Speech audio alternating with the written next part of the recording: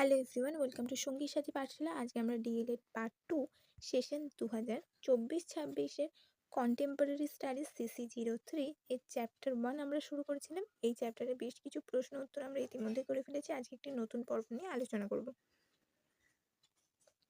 আজকে আমরা তোমাদের প্রথম ফার্স্ট চ্যাপ্টারের 8 নম্বর পর্ব আলোচনা করব। এই চ্যাপ্টারটা খুব ইম্পর্টেন্ট এবং অনেক বড়, অনেক ইম্পর্টেন্ট বিষয় এই চ্যাপ্টারে রয়েছে এবং যেগুলো তোমাদের অত্যন্ত গুরুত্ব সহকারে খুঁটিয়ে পড়া উচিত। কারণ বিগত বছরের যে প্রশ্ন, ফাইনাল এক্সামের প্রশ্নপত্র, সেটা কিন্তু খুব খুঁটিয়ে খুঁটিয়ে করা হয়েছিল।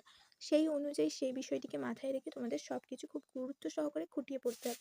অবশ্যই তোমরা এই চ্যাপ্টারে CC03 এই ফার্স্ট চ্যাপ্টারের প্রথমে যে কটি আমি পর্ব আলোচনা করেছি সব কটি কিন্তু গিয়ে দেখে আসবে। আজকে 8 নম্বর পর্বের প্রথম প্রশ্ন হচ্ছে, গ্র্যান্ট ইন এইড প্রথা বলতে কি বোঝো? উডে দলিলে উল্লেখ করা হয়েছে শিক্ষা বিস্তারে বেসরকারি প্রচেষ্টাকে সরকার শর্ত সাপেক্ষভাবে আর্থিক সাহায্য দেবে। এই শর্তগুলি হলো: 1. ধর্মনিরপেক্ষ শিক্ষার ব্যবস্থা করতে হবে। 2. স্থানীয় পরিচালনার ব্যবস্থা করতে হবে। 3. সরকারি পরিদর্শক থাকবে এবং পরিদর্শকের নির্দেশ মেনে চলতে হবে। এবং 4.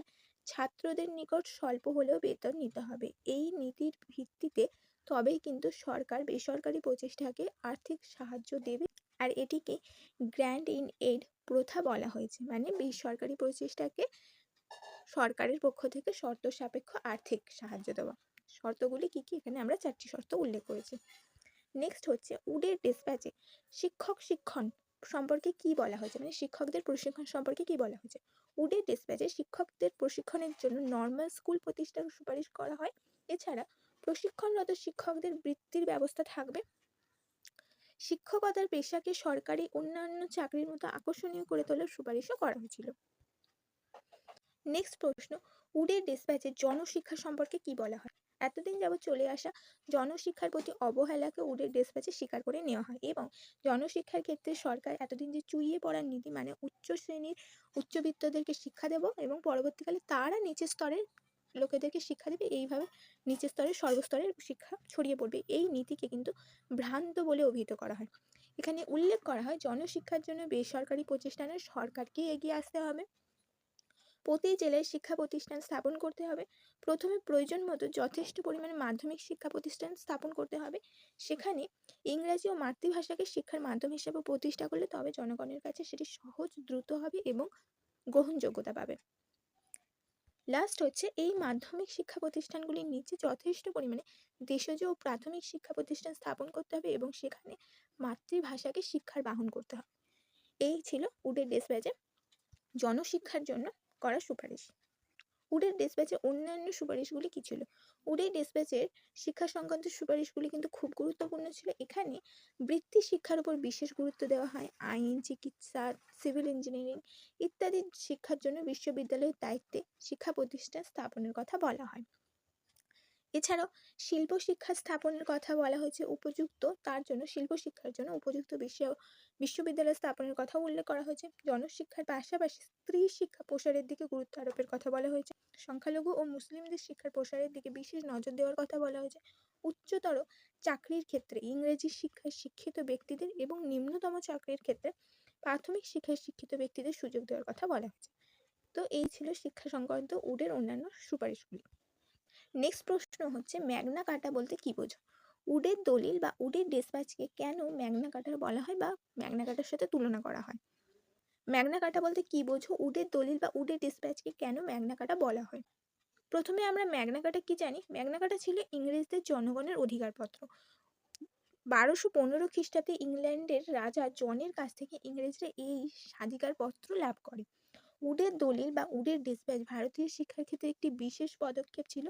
ঐতিহাসিক জেমস এই দলিলকে ইংরেজি শিক্ষার ম্যাগনা কার্টা বলে অভিহিত করেছেন। উডের ডিসপ্যাচে ভারতীয়দের কিন্তু সম্পূর্ণরূপে সমস্ত বিষয়ের স্বাধিকার বা অধিকার দেওয়া হয়নি, কিন্তু তবে কিছু কিছু জিনিস মেনে নেওয়া হয়েছিল। মাতৃভাষার উপর গুরুত্ব দেওয়া হয়েছিল, স্ত্রী শিক্ষার উপর গুরুত্ব দেওয়া হয়েছিল, সেই জন্য এটিকে ম্যাগনা কার্টার সাথে তুলনা করেছেন ঐতিহাসিক জেমস। এই নিয়ে অবশ্যই ইতিহাসে একটি বিশাল বিতর্ক আছে, তবে ম্যাগনা কার্টা সম্পর্কে প্রশ্ন এলে এইটুকু উত্তর লিখলে হবে। উডের ডিসপ্যাচের কয়েকটি সীমাবদ্ধতা লেখো। উডের ডিসপ্যাচের সীমাবদ্ধতাগুলি হলো: এটা কিন্তু তোমাদের 7 নম্বরের আসার উপযোগী প্রশ্ন, তোমাদের 16 নম্বরের পাঠ প্রশ্নেও আসতে পারে। তো সীমাবদ্ধতা, বৈশিষ্ট্যের দিক থেকে এটি ছিল উপনিবেশধর্মী, কারণ এখানে শিক্ষার লক্ষ্য ছিল পাশ্চাত্য জ্ঞান বিজ্ঞানের বিস্তার ঘটানো। জাতীয় চেতনা, জাতীয় শিক্ষা ও জ্ঞানের প্রতি গুরুত্ব দেওয়া হয়নি, ফলে জাতীয় শিক্ষা ও সংস্কৃতি উপেক্ষিত হয় এখানে। 2, এই প্রস্তাবের দ্বারা প্রভাবিত বিদ্যালয়, বিশ্ববিদ্যালয়গুলিতে পরিচালক মণ্ডলীতে বেসরকারি ও দেশীয় সদস্যদের স্থান দেওয়া হয়নি, ফলে উচ্চশিক্ষায় ভারতীয়দের মনোভাবকে তুলে ধরার কোনো সুযোগ ছিল না। 3, এই শিক্ষার লক্ষ্যে উল্লেখ করা হয় যে কোম্পানি তার নিজের জন্য শিক্ষিত কোম্পানির আদর্শে বা ইংরেজ মতাদর্শে তাদেরই বিশ্বস্ত এমনই ভারতীয় বংশীয় কর্মচারী তৈরি করতে চাইছে, ফলে দেশীয় মানুষের যে প্রকৃত শিক্ষা বা প্রকৃত শিক্ষিত করে তোলার কথা তাদেরকে ভাবা হয়নি, কেবলমাত্র নিজেদের কর্মচারী তৈরি করার কথা তারা ভেবেছিল।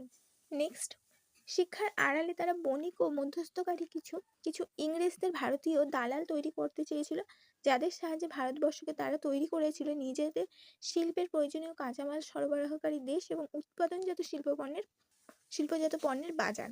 আর্থিকভাবে বেসরকারি শিক্ষাকে উদ্যোগ দিয়ে সাহায্য বা উৎসাহিত করলেও তাদের মধ্যে থেকে সংস্কারমুক্ত জাতীয় শিক্ষার বিষয়টিকে কিন্তু গুরুত্ব দেওয়া হয়নি। এই সমস্ত বিষয়ে উডের দলিল কিন্তু বিশেষভাবে সমালোচিত হয়। নেক্সট হচ্ছে উডের ডেসপ্যাচের গুরুত্ব, এটাও 7 নম্বরের প্রশ্নে আসতে পারে বা 16 নম্বরের প্রশ্নে আসতে পারে। 2 নম্বরে 2-3টে লিখলেই হয়ে যাবে। উডের ডেসপ্যাচের অনেক সীমাবদ্ধতা থাকা সত্ত্বেও এই কথা অস্বীকার করা যায় না যে এটি ভারতীয় শিক্ষার ক্ষেত্রে একটি নতুন দিকের প্রসার ঘটায়, ফলে এই দেশে এর গুরুত্ব যথেষ্ট রয়েছে।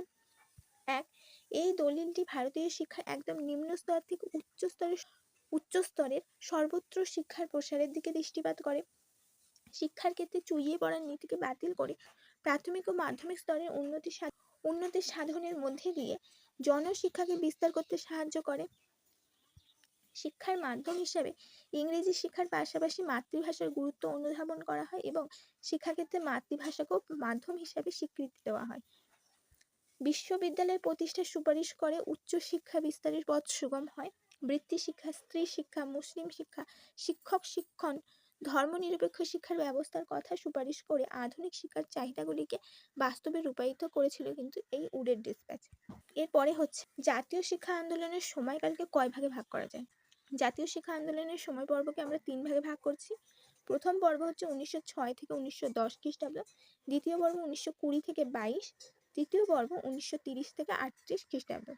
নেক্সট প্রশ্ন, director of public instruction or DPE পদটি কার সুপারিশে হয়েছিল বা কার সুপারিশের ফল? চার্লস উড, যার কারণে উডের ডেসপ্যাচের নাম হয়েছে। তো তিনি হচ্ছেন ডাইরেক্টর অফ পাবলিক ইনস্ট্রাকশন বা ডিপিই পদটি তার দ্বারাই সৃষ্টি হয়েছিল। উডের ডেসপ্যাচ কত সালে প্রকাশিত হয়, কার নেতৃত্বে? 1954 খ্রিস্টাব্দে চার্লস উডের নেতৃত্বে প্রকাশিত হয়। এই ছিল তোমাদের কিছু 1 নম্বরে আসার উপযোগী প্রশ্ন, যেগুলো আজকে আমরা এখানে উল্লেখ করলাম। সেই সাথে তোমাদের 2 ও 7 এবং 16 নম্বরের কিছু প্রশ্ন এখানে আলোচনা করা হয়েছে। অবশ্যই বাকি পর্বগুলো চ্যানেল ভিজিট করে দেখে নিও।